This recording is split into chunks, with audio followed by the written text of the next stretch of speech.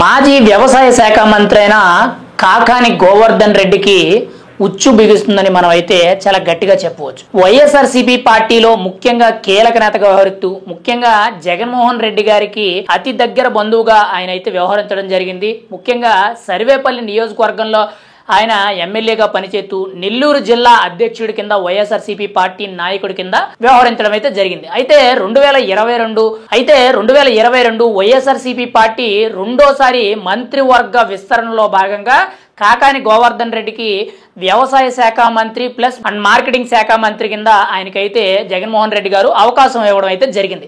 అయితే ఈయన మంత్రి అయిన తర్వాత ముఖ్యంగా నెల్లూరు జిల్లా పరిధిలో ఉన్న కీలకంగా చూసుకుంటే ఆ నియోజకవర్గ పరిధిలో కానీ ఆ జిల్లా పరిధిలో ఉన్న కొంతవరకు కూడా మైనింగ్కి సంబంధించి క్వార్జ్ మైనింగ్కి సంబంధించిన అక్రమ మైనింగ్ జరిగిందని చెప్పి దాదాపుగా 250 కోట్లకు పైగా అవినీతి చేశారని చెప్పి ఒక ఆరోపణ అయితే చాలా గట్టిగా వినిపిస్తుంది. అది ఆరోపణ మాత్రమే కాదు, ఆల్రెడీ కూటమి ప్రభుత్వానికి సంబంధించి విజిలెన్స్ అధికారులు ఎంక్వైరీ చేయడం, ఆంధ్రప్రదేశ్ కూటమి ప్రభుత్వం తరపు నుంచి విజిలెన్స్ అధికారులు చేసిన ఎంక్వైరీలో పూర్తి ఆధారాలన్నీ కూడా సిఐడి అధికారులకు అయితే అప్పచెప్పడం జరిగింది. సిఐడి అధికారులు ఆల్రెడీ కేసు నమోదు చేయడం, ఇప్పటికే కూడా 3-4 సార్లు విచారణకు రావాలని చెప్పి నోటీసులు జారీ చేయడం జరిగింది.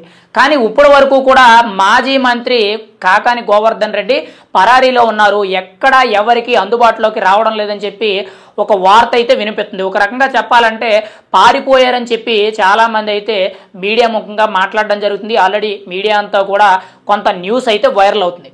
అయితే ఇక్కడ తాజాగా చూసుకుంటే మాజీ మంత్రి కాకాని గోవర్ధన్ రెడ్డికి అయితే ఇప్పుడు ఏపీ సిఐడి పోలీసులు అయితే లుకౌట్ నోటీసులు అయితే జారీ చేశారు. అంటే దేశం దాటి కానీ రాష్ట్రం దాటి కానీ ఎక్కడికి వెళ్ళడానికి వీల్లేదని చెప్పి ముందస్తు బెయిల్ కూడా రానివ్వకుండా లుకౌట్ నోటీసులు అయితే జారీ చేయడం జరిగింది. అయితే ఈ అక్రమ మైనింగ్ ఏదైతే ఉందో క్వార్జ్లో దాదాపుగా 250 కోట్లకు పైగా అవినీతి చేశారని చెప్పి చాలా భారీ స్థాయిలో అవినీతి జరిగిందని చెప్పి విజిలెన్స్ అధికారులు ఎంక్వైరీ రిపోర్ట్ ఇవ్వడం, ఆ ఎంక్వైరీ రిపోర్ట్ని సిఐడి అధికారులు అయితే పూర్తి స్థాయిలో విచారణ చేసి వాళ్ళు కూడా కేసు నమోదు చేయడం జరిగింది. మరి ఖచ్చితంగా ఈ లుకౌట్ నోటీసులను ఆధారితంగా చేసుకొని ఎట్టి పరిస్థితుల్లో ఏ టైంలోనైనా కానీ అంటే కొద్ది రోజుల్లోనే కొద్ది సమయంలోనే కాకాని గోవర్ధన్ రెడ్డిని అయితే అరెస్ట్ చేసే అవకాశం అయితే కనబడుతుంది. మరి ఈయన ప్రస్తుతానికైతే పరారీలో ఉన్నారు, ఎక్కడ దొరికితే అక్కడ ఏపీ సిఐడి పోలీసులు పట్టుకోవడానికైతే ఎదురు చూస్తున్నట్టు మనకైతే కొంత సమాచారం అయితే తెలుస్తుంది. ఇప్పటి వరకు కూడా కీలకంగా చూసుకుంటే వైఎస్ఆర్సీపీ పార్టీ అధికారంలో ఉన్న 5 ఏళ్ళు కూడా ఎంతో మంది ఎన్నో రకాలుగా చిన్నదో పెద్దదో అని లేకుండా ప్రతి ఒక్కరూ కూడా ఎంతో కొంత తన వంతుగా అవినీతి చేయడం జరిగింది. కాకాని గోవర్ధన్ రెడ్డి గారికి మంత్రి పదవి వచ్చిన తర్వాత ఈ మైనింగ్ అనేది అక్రమ మైనింగ్ అందులో భారీగా అవినీతి చేసినట్లయితే ఆరోపణలు అయితే చాలా పెద్ద ఎత్తున గత 10-15 రోజుల నుంచి కూడా మనకైతే వినిపించడం అయితే జరుగుతుంది. మరి ఈ నేపథ్యంలో కాకాని గోవర్ధన్ రెడ్డి గారు అరెస్ట్ అవుతారా? ఈయనకు ఆల్రెడీ సిఐడి పోలీసులు అయితే లుకౌట్ నోటీసులు జారీ చేశారు కాబట్టి ఈయన మీద కొంత తీవ్ర ఒత్తిడి అనేది ఎక్కువ ఉండడం, ఈయన విచారణకు హాజరైతే పర్మనెంట్గా మూసేస్తారా అనేది తెలియవలసి ఉంది. ఏది ఏమైనా సరే అవినీతి మాత్రం భారీ స్థాయిలో జరిగిందని చెప్పి చాలా పెద్ద ఎత్తున వార్తలు అయితే వినిపిస్తున్నాయి.